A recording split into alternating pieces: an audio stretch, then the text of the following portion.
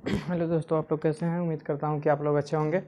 चलिए आज हम लोग देखेंगे क्लास 7 का प्रश्नावली 1.3 जो कि हम लोग पहले भी देख चुके हैं। उसका आज क्वेश्चन है 8 से, ठीक है। चलिए अब हम लोग देखना चालू करेंगे कि कह रहा है, डायरेक्ट क्वेश्चन में आते हैं। बोल रहा है कि एक खाद कंपनी को यूरिया खाद बेचने पर 8 प्रति बोरी के दर से लाभ होती है। मतलब एक यूरिया जो है खाद कंपनी है, अगर उसको हम लोग एक बोरा बेचते हैं तो उसमें 8 रुपये जो है कि फ़ायदा हो रहा है प्रत्येक बोरा पर। हर एक बोरा पर हम लोगों को 8 रुपया फ़ायदा हो रहा है, ठीक है। अब देखेंगे कि और डीएपी खाद बेचने पर 5 प्रति बोरी के दर से हानि होती है। यानी कि कितनी की हानि हो रही है? 5। अगर हम लोग देखिए कि जो यूरिया खाद है उसको लाएं और हर एक बोरा सेल कर रहे हैं, हर एक बोरा सेल करने पर हम लोगों को 5 रुपया का फ़ायदा हो रहा है, ठीक। अब हम लोग डीएपी खाद लाएं और उसको हर बोरा सेल कर रहे हैं और वो बोरा को सेल करने पर प्रत्येक बोरा पर हम लोगों को 5 रुपया का हानि हो रहा है, यानी कि घाटा जा रहा है, ठीक।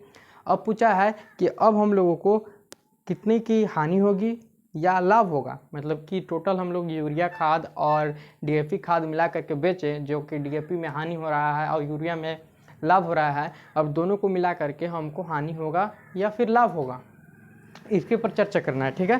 तो हम लोग लिखेंगे, चलिए देखिए यहाँ हल में लिखेंगे कि एक बोरी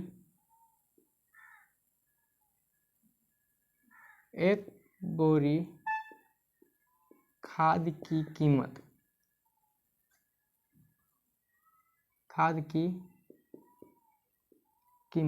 एक बोरी खाद की कीमत, चाहे फिर लिख सकते हैं कि प्रति बोरी खाद की कीमत। रुकिए फिर से लिखते हैं इसको थोड़ा सा बना करके। एक बोरी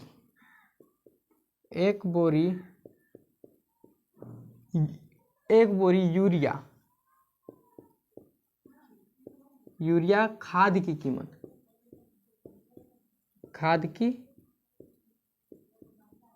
कीमत यानी प्राइस। मतलब एक बोरी यूरिया खाद की कितना कीमत है, चाहे कितनी प्राइस है, सॉरी, एक बोरी यूरिया खाद की लाभ, कीमत तो नहीं पता लेकिन लाभ पता। एक बोरी यूरिया खाद की लाभ मतलब एक बोरा बेच रहे हैं यूरिया खाद, तो उसमें हम लोगों को कितना लाभ हो रहा है? तो 8 रुपया लाभ हो रहा है। कितना लाभ हो रहा है? 8 रुपया। बोल ही रहा है क्वेश्चन कि अगर हम लोग यूरिया खाद को बेचते हैं तो हम लोगों को प्रत्येक खाद को ट्रांसफ़र करने पर, बेचने पर 8 रुपया मिल रहा है। तो वही लिखें, एक बोरी यूरिया खाद की लाभ, यानी कि एक बोरिया यूरिया खाद बेचने पर कितना लाभ हो रहा है? तो 8 रुपया लाभ हो रहा है। तो कितना है यूरिया खाद? तो उसी तरीके से देखते हैं।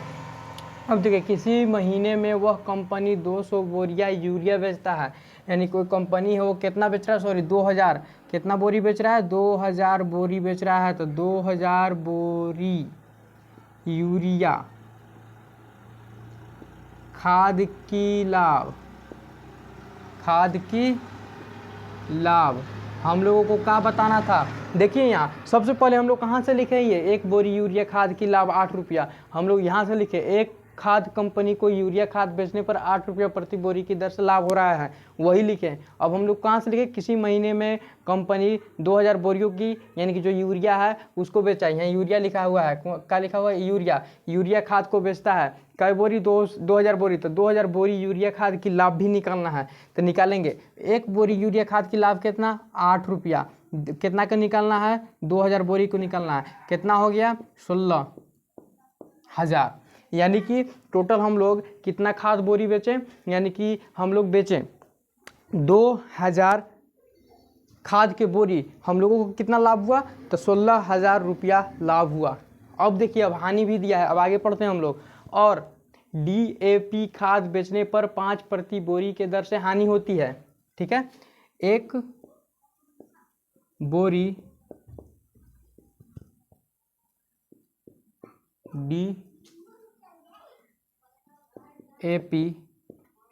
डीएपी खाद की हानि, एक बोरी डीएपी खाद पर हानि कितना हो रहा है? तो एक बोरी डीएपी खाद पर हानि हो रहा है 5 रुपया। कई रुपया हो रहा है? 5 रुपया। अब ये कितना बोरा बेच दिया? तो ये 3000 बोरियां बेच दिया। कितना बोरी बेच दिया? तो 3000 बोरी। लिखेंगे 3000 बोरी डीएपी खाद की हानि हो रहा है, तो इसी की वजह से हानि डाले हैं। ठीक है, प्रति बोरी पर हानि हो रहा है तो हानि डालेंगे। तो एक बोरी पर कितना हानि हो रहा है? 5 हानि हो रहा है। तो कै बोरी बेचे? तो 3000 बोरी बेचे ना। हाँ, अब 3000 की कितना हो गया? 15000 बोरी। यानी कि हम लोगों को कितना हानि हो गया? 15000 बोरी। लाभ कितना हुआ? 1000 बोरी। अब हम लोग टोटल निकालेंगे। टोटल कहाँ निकालेंगे? टोटल,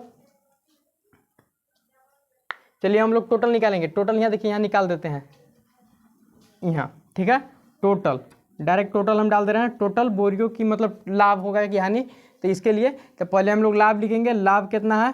लाभ है 16000। हानि कितना है? 15000। घटाएंगे कितना आ जाएगा?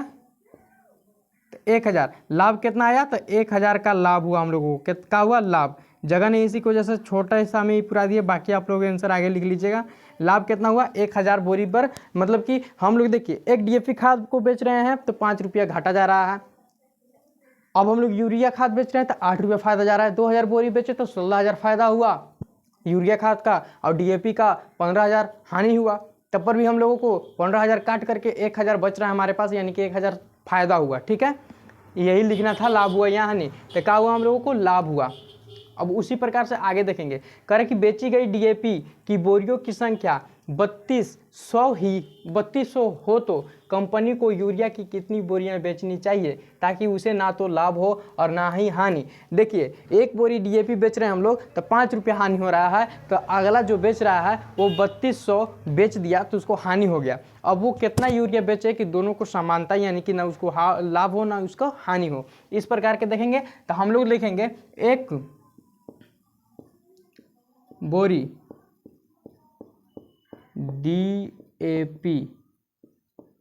डीएपी की हानि, चाहे पर भी हानि लिख सकते हैं कि हानि लिख दिए। कितना? 5 रुपया। कितना का बोरी होगा? तो बोरी है 3200 बोरी डीएपी की हानि। पहले हम लोग हानि निकाल लेंगे कि कितना हानि हुआ, उसके बाद लिखेंगे कि बोरी इतना बेचना पड़ेगा चाहे नहीं बेचना पड़ेगा। ठीक है, कितना हानि हुआ? तो एक बोरी पर 5 रुपया, तो 32 बोरी का कितना हो जाएगा? देखते हैं हम लोग 32 बोरी का कितना हो जाएगा। गुना करते हैं, 10 15 116। 32 बोरी का 16000 हो गया। कितना हो गया? 32 बोरी का 16000। यानी कि देखिए, बात को समझिए गहराई तक, बात को समझिएगा तब होगा। देखिए यहाँ कह रहा है कि अगर हम लोग एक बोरी लिए, मान के चलिए कि डीएपी खाद लिए, 3200 बोरा ले लिए, गिरा लिए कोई भी रेट में, लेकिन हम लोग मानिए कि 17000 में गिरा लिए। अब उसको बेचे तो 5 रुपये घाटा जाना चालू हो गया। ठीक है, यानी कि उसका रेट गिर गया, जितना में खरीदे उससे उसका रेट गिर गया तो उसको घाटा जाना चालू हो गया। हर बोरी पर 5 रुपये 5 रुपये 5 रुपया, तो 3200 बोरी बेचना पड़ा, तो उसका घाटा जो गया 16000 रुपया घाटा चला गया। कितना चला गया? घाटा। अब हम यूरिया कितना खाद बेचे कि अति हो, लाभ हो? तो एक बोरी यूरिया का, एक बोरी यूरिया की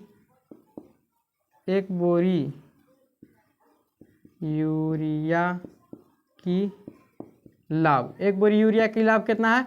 8 रुपया है। तो बोरियों की संख्या, यूरिया का बोरी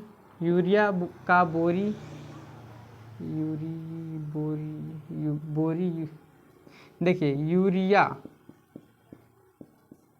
खाद के बोरियों